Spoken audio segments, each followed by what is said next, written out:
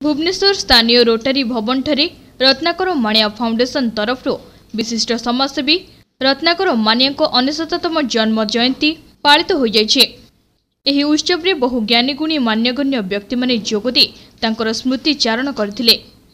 तांकर स्मृति चारण करबा सह विभिन्न समाजसेवा क्षेत्र में प्रतिष्ठा लाभ करथिबा व्यक्ति विशेष को सम्मानित कराए। जड़े मेधावी छात्री भारती दास को रत्नाकर माणिया विद्यारत्न पुरस्कार दिया जाइछि बोली रत्नाकर माणिया फाउंडेशन रा सभापति प्रफुल्ल कुमार दास कहिसंती। सेहिबोली से जणे अनुष्ठान थिले, सेवा तांकर मूल मंत्र थिला।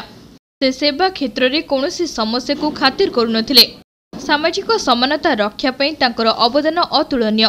तांको स्मृति चारण करबा सह तांकरी रास्ता रे अनुगामी हेबा पई लोक मानकु आह्वान देउछि बोली कहिसंती वार्ड मेंबर 30 रो कॉर्पोरेटर राजकिशोर दास। दीर्घ 28 वर्ष ए पर्यंत आम स्वर्गत रत्नाकर माणिया जन्मदिन पालन कर जड़े प्रतिष्ठित समाजसेवी थे, समाज संस्कारक थे समाज में जो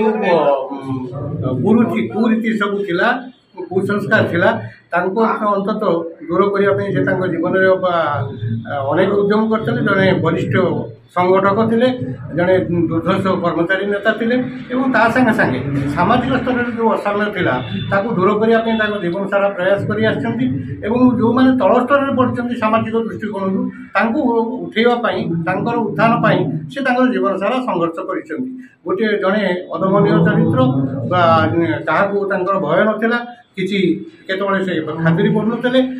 ओडिशार विभिन्न कोण अनुकोण को जाइए यही सब अंधविश्वास को दूर कर साहाय्य करिसेंती एवं अतीत दिन में कलिकतार यादव महाशय सहित समन्वय रक्षा करी एटी ओडिशा रे यादव महाशय त्वरान्वित कर स्कूल जो पाठ पढ़ुली सौभाग्यवशतः संस्पर्श में आसी एवं सी सैन्यर बासिंदा थी मुझे सैन्य जन्म होती संस्पर्श में पहुँच। आज कार्यक्रम आम आज स्मृतिचारण कर जयंती उत्सव पालन करा हूँ आमर रत्नाकर माणिया फाउंडेशन 25तम जयंती। गोटे थर एपरी घटना घटी अतीत लालू यादव जयंती उपस्थित रही पुरी मीटिंग पुरी रे विशेष करके मैक्सिमम कार्यक्रम होता कटक भुवनेश्वर पुरी भितर रत्नाकर माणिया बहुत एक्टिव थे। भुवनेश्वर विजय नंदन रिपोर्ट तीर्थक्षेत्र लाइव।